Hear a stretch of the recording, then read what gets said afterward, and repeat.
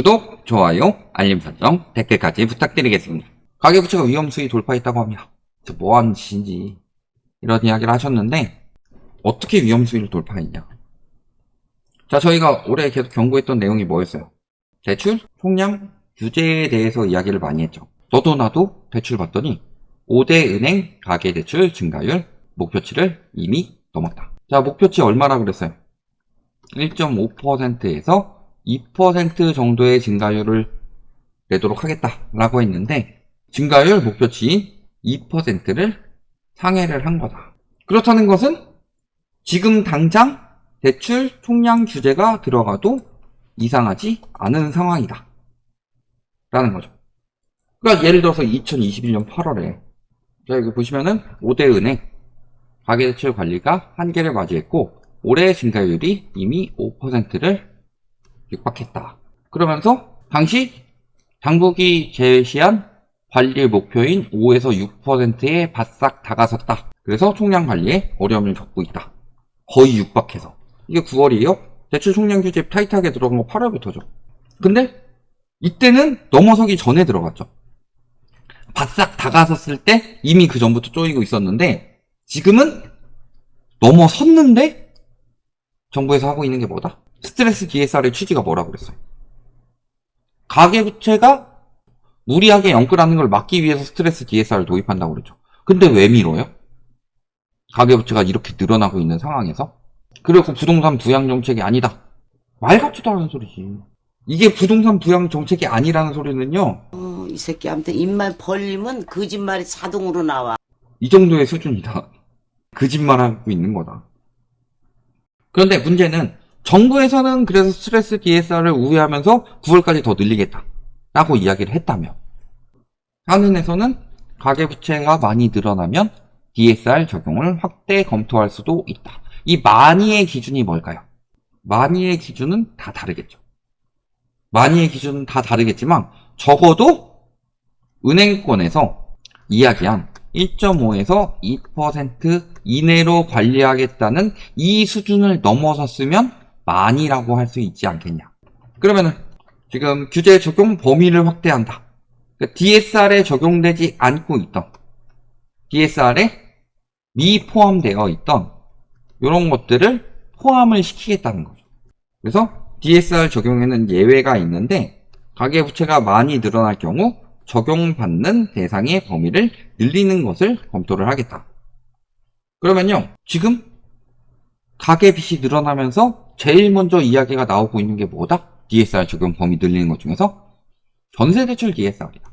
아직까지는 예정대로 하고 있지만 추이를 신중히 보고 있다. 이 이야기를 하죠. 근데 지금 전세 상황이 어떤 상황이다? 전세 이자가 지금 2배로 뛰었다. 늘 말씀드려요.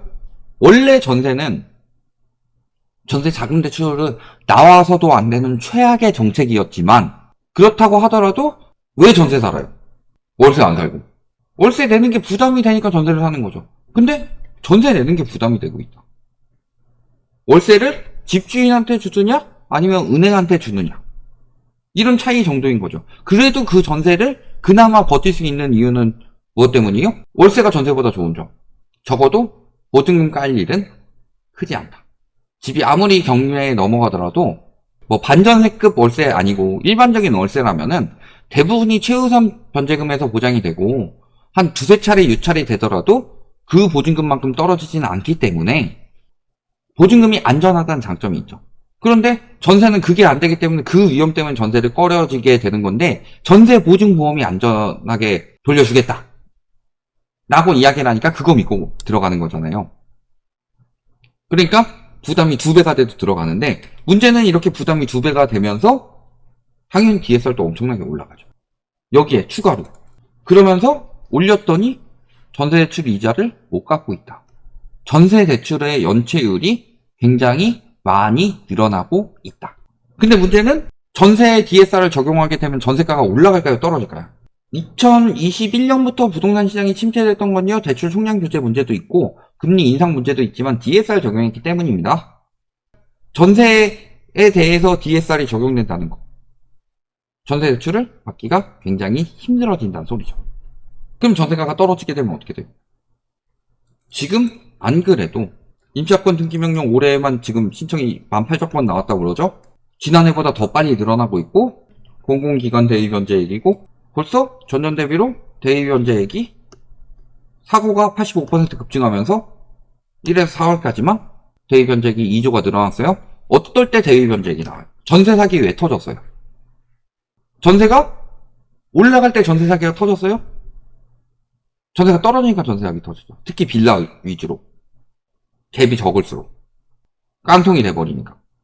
그럼 역전세가 나면 어떻게 될까요? 다시 역전세가 나면 마찬가지죠. 그러니까 역전에 나가지고 전세 사기 터진 건 윤석열 정부 잘못은 아니에요. 언젠가 한번 겪어야 될 거고, 이 부분은 문재인 정부 때 많이 키워졌죠. 왜냐면 문재인 정부 때 코로나 때 금리가 확 떨어지면서 전세가를 너무 올렸잖아요. 돌려줄 돈도 없는데. 그걸 금리가 떨어져서 올라가지고 너무 많이 오르는 것을 막기 위해서 시행했던 임대차법을 언론에서는 건설사나 이런 부동산 마피아들에게 방해가 되는 요소이기 때문에 자꾸 임대차법 때문에 전세가가 올라서 폐지를 해야 된다. 이런 식으로 주장을 하는 거고. 그럴 거면 거꾸로 돌아가지고 노태우 때 1년에서 2년 늘린 것까지도 그게 지금까지도 2년씩 올리고 있어서 다시 1년으로 가야 된다. 이런 식으로 말을 하든가. 그럼 전세가격이 엄청 늘어날 거란 말이죠. 근데 허그가 돈이 있어요? 허그가 돈을 못 돌려주는 사례가 나온다. 허그가 자금이 고갈이 됐다. 허그가 자금이 고갈이 되면서 여러 가지 트집을 잡아서 안 돌려주려고 한다. 이런 여론이 전방위적으로 퍼진다면 전세가격 하락이 가속화될까요? 아니면은 굉장히 가속화될까요? 이런 부분을 생각을 하셔야 되겠죠. 그리고 더 핵심적인 게 뭐다? 자, 이미 2%를 돌파를 했습니다.